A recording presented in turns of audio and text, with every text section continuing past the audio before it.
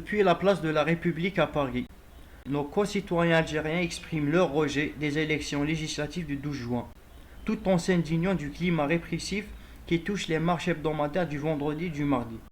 Chers auditeurs et auditrices, voici un reportage réalisé par Douniad.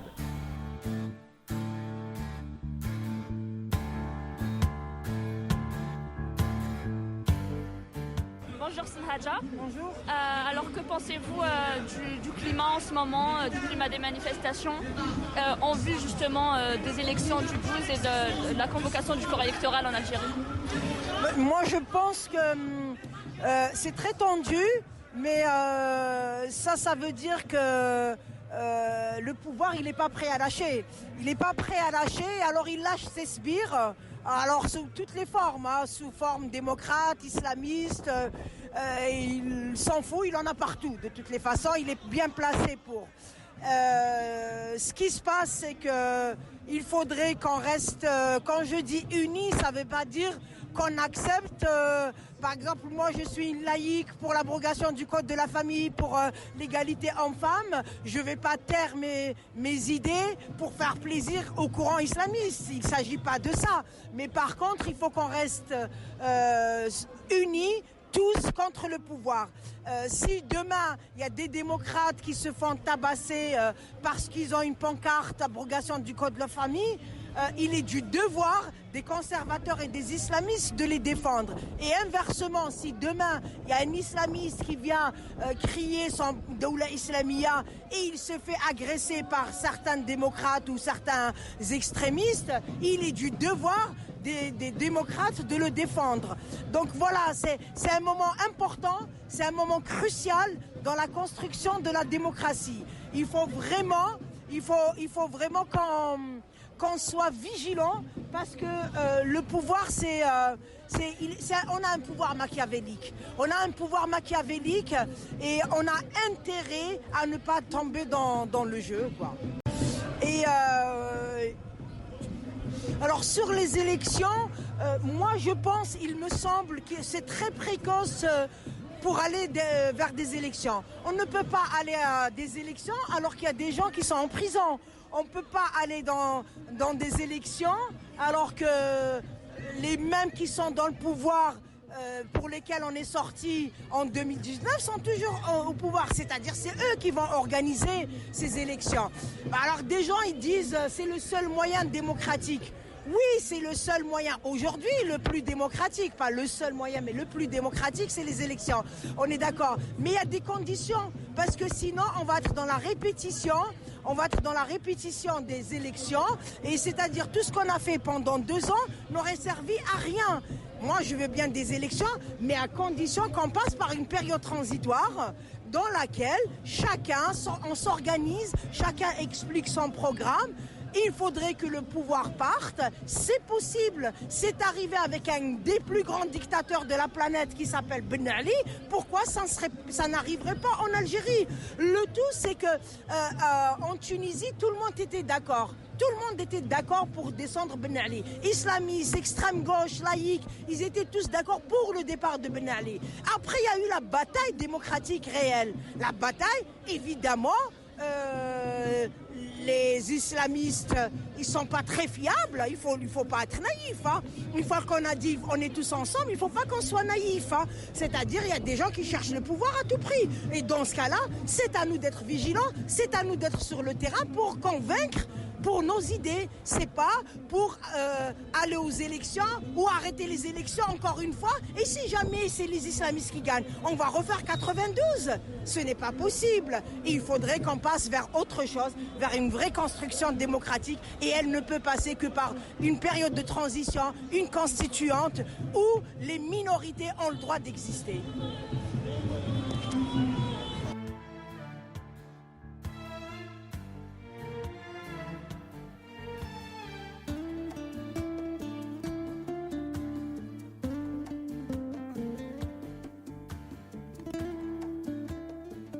Voilà, bonjour. Mes salutations aux Algériennes et Algériens sur les 1541 communes algériennes.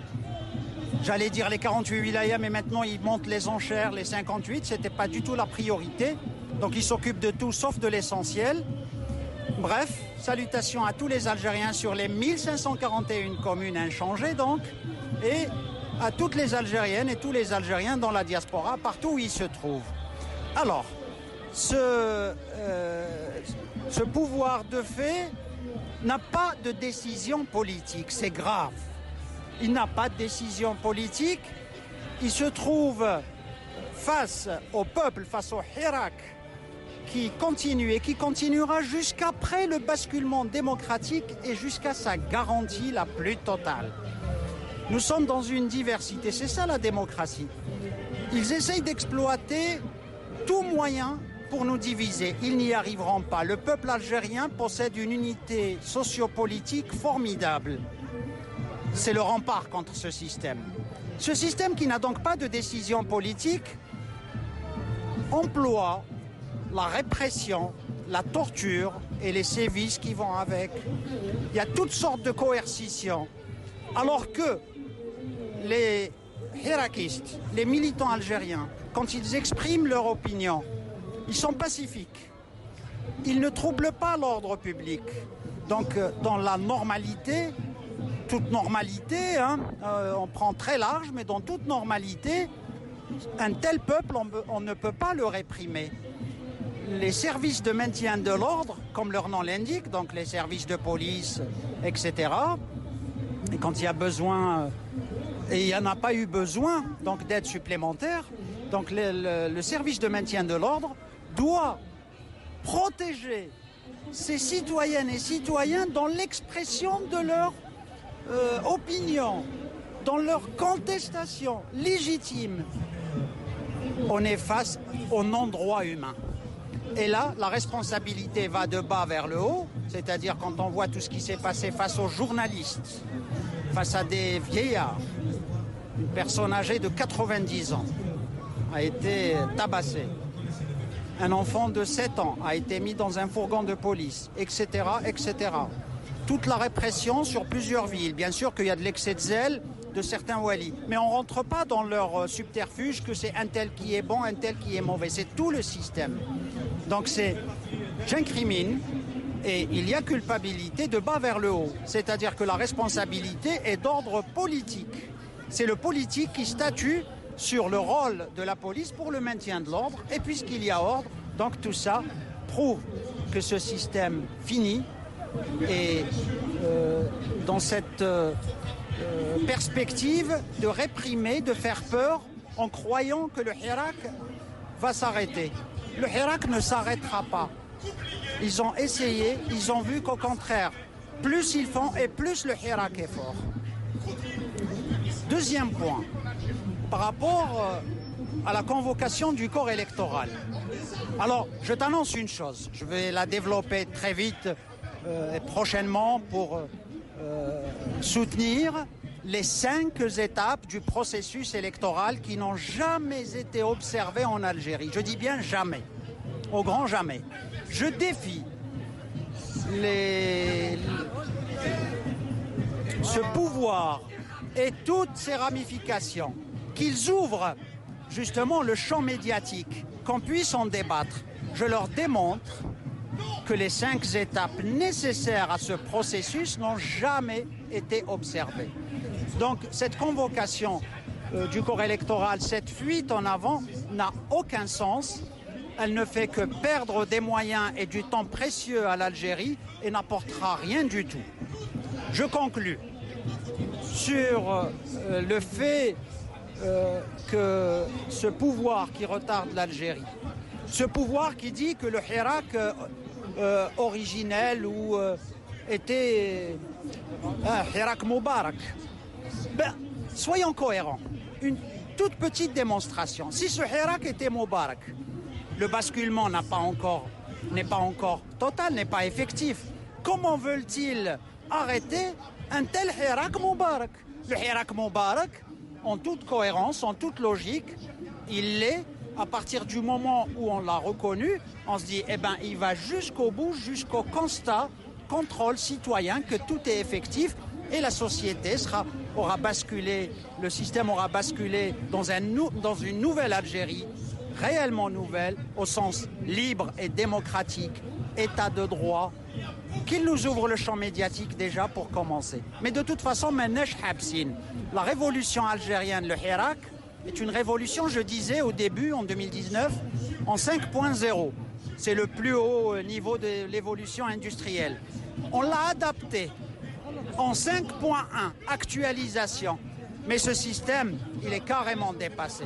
Tahiyya lakum kulkum, tahiyya al-Jazair harra démocratia pour la jeunesse. Et nous serons là, quel que soit notre âge. En fait, j'ai la soixantaine. Je suis retraitable. Donc je me considère un peu dinosaure. Mais on accompagne, on sera là pour la jeunesse, pour l'Algérie, pour nous aussi. Parce que même pendant notre retraite, on peut être utile pour l'Algérie autrement. Que dire de ces gens qui sont au pouvoir depuis des dizaines d'années? Hélas, même s'ils n'ont pas compris, ça finira par leur revenir. L'Algérie sera libre et démocratique coûte que coûte.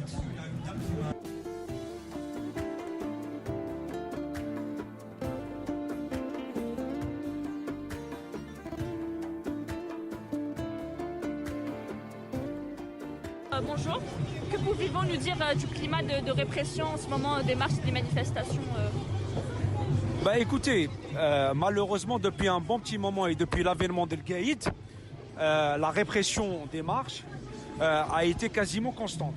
Les détenus d'opinion n'ont pas été de grossir en termes de nombre. Et au point où les Nations Unies ont averti l'Algérie en leur disant: arrêtez de faire ce que vous êtes en train de faire actuellement. C'est un fonctionnement qui est loin d'être démocratique. C'est une répression qui est totalement à dénoncer et aucun manifestant n'a à dormir dans les geôles, dans les prisons algériennes. Qui plus est, une chose essentielle aussi qu'il faut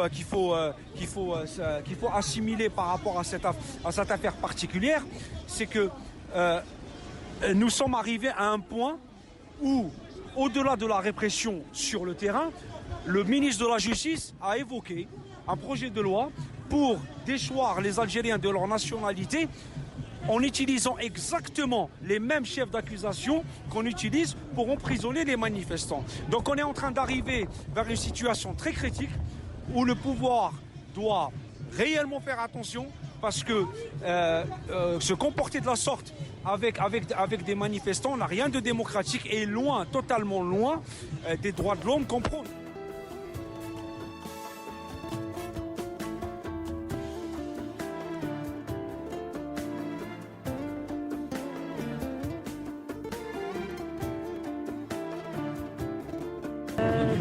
Lina du comité de citoyens algériens en France pour une assemblée constituante souveraine. Je parle de la place de la République à Paris.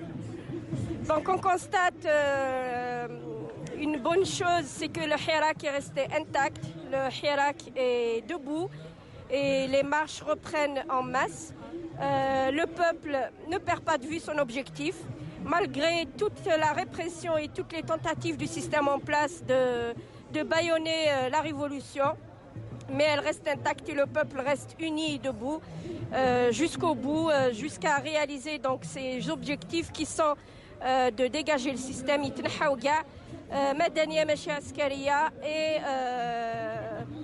le recouvrement de la souveraineté pleine et entière du peuple sur toutes les institutions et sur toutes les richesses.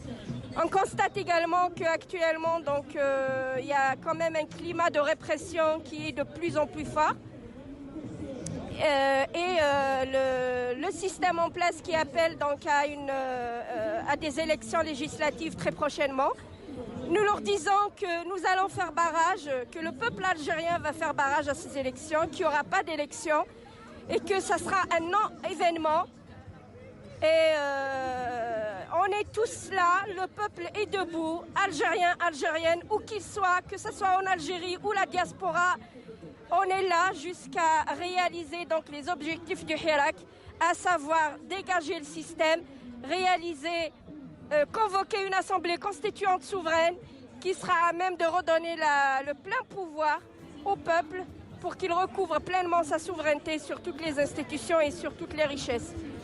Donc tous ensemble pour faire barrage à ces élections et pour Dégagez ce système.